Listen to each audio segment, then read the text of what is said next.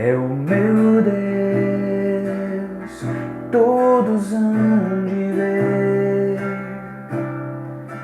quão grande é o meu Deus,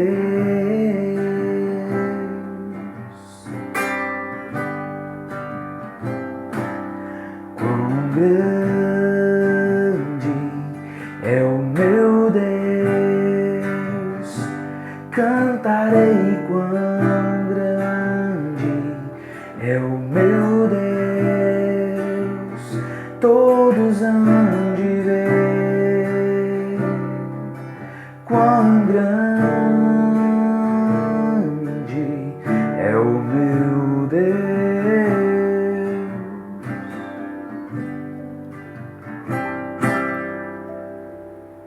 Milagres, sinais e maravilhas são uma manifestação do poder de Deus e uma marca também do avivamento bíblico.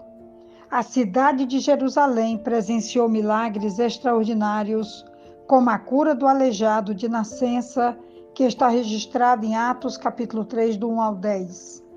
Vamos já ler e falar um pouco sobre esse momento, ali no primeiro século, que a igreja estava começando e estava começando muito bem, podendo manifestar todos esses sinais, prodígios e maravilhas, esses milagres, e que muitas pessoas vieram à conversão, se renderam e buscaram então em Jesus esse momento para as suas vidas e uma nova tomada de posição para uma nova forma de caminhar, uma nova forma de viver.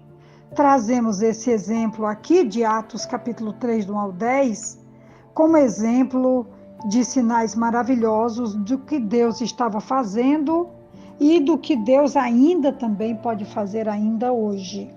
O objetivo dessa palavra, além de falarmos dessa semana sobre avivamento, é trazer essa perspectiva de que a igreja pode continuar orando. Você, onde quer que você esteja, como pessoa, como família, também pode se utilizar desse recurso espiritual como jejum, oração, a meditação, a leitura da palavra, a busca por esse poder e que realmente Deus tem respostas para dar ao seu povo e que Ele continua o mesmo de ontem, o mesmo para hoje e o mesmo para sempre. Atos dos Apóstolos, capítulo 3, do 1 ao 10, diz assim: Certo dia, Pedro e João estavam subindo ao templo na hora da oração, às 3 horas da tarde. Estava sendo levado para a porta do templo, chamada Formosa, um aleijado de nascença, que ali era colocado todos os dias para pedir esmola aos que entravam no templo. Vendo que Pedro e João iam entrar no pátio do templo, pediu-lhes esmola. Pedro e João olharam bem para ele, e então Pedro disse: Olhe para nós. O homem olhou para eles com atenção, esperando receber deles alguma coisa. Disse Pedro: Não tenho prata nem ouro, mas o que tenho, isto eu te dou. Em nome de Jesus Cristo Nazareno, ande. Segurando-o pela mão direita, ajudou a levantar-se e imediatamente os pés e os tornozelos do homem ficaram firmes. E de um salto pôs-se em pé e começou a andar.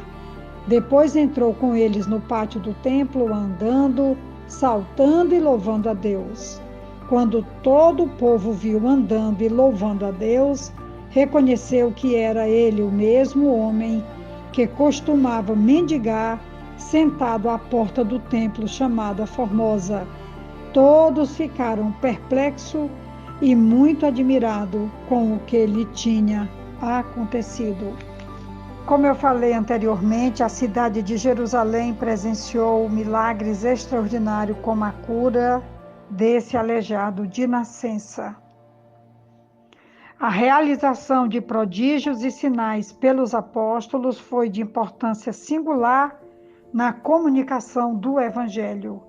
Não havia ainda nenhum dos meios modernos como rádio, imprensa, televisão, alto-falantes, mas os milagres chamaram tanto a atenção do público como a mídia chama hoje. O interrogatório de Pedro e João, promovido pelos líderes da nação, mostra que a influência da cura do aleijado foi a preocupação principal.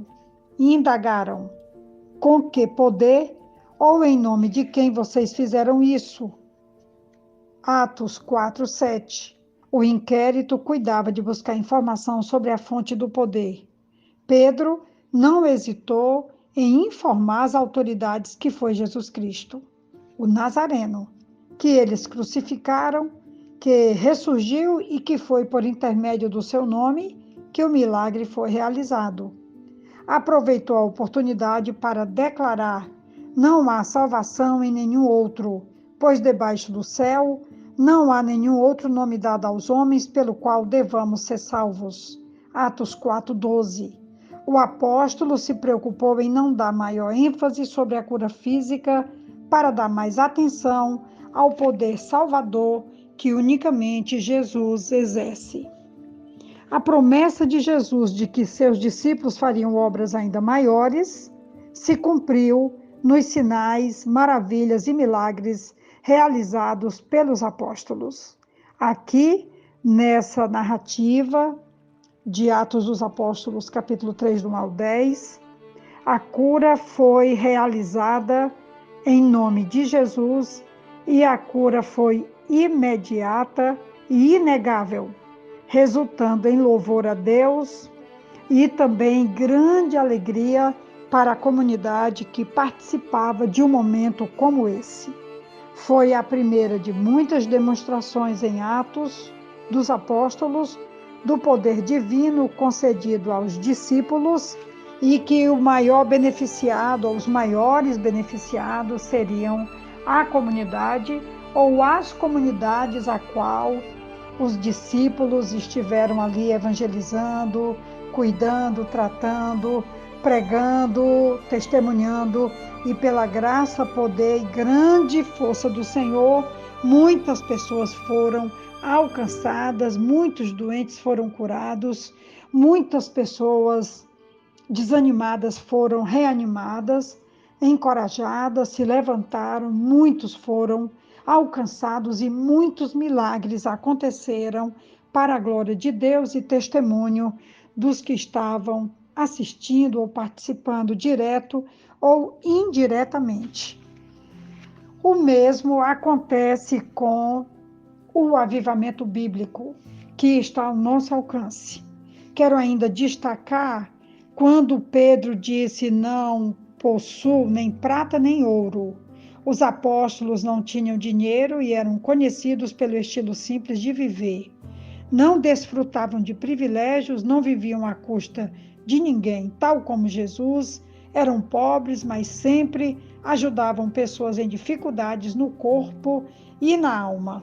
O resultado da atitude de Pedro e de João é que o doente pôde pular, louvar, glorificar e testemunhar do poder de Deus. O poder do nome de Jesus levantou quem se encontrava prostrado. Assim também acontece conosco quando buscamos a Deus. Essa é a nossa palavra final, porque o avivamento está ao nosso alcance. Onde quer que você esteja, nós podemos buscar a Deus, nós podemos dispor do favor do Rei e nós também podemos, não só para as nossas vidas, mas também para ajudar outras pessoas a chegar ao pleno conhecimento da verdade em Jesus Cristo e o seu poder se manifestar através da conversão, através de milagres, como é o caso aqui do aleijado, e de tantas formas o evangelho chegar ao coração, trazendo boas notícias, mas também trazendo boas perspectivas de que Deus continua sendo o mesmo ontem, hoje e sempre. Que Deus nos abençoe. A reflexão, receba um grande abraço da pastora Betinha e que Deus nos abençoe sempre. Amém.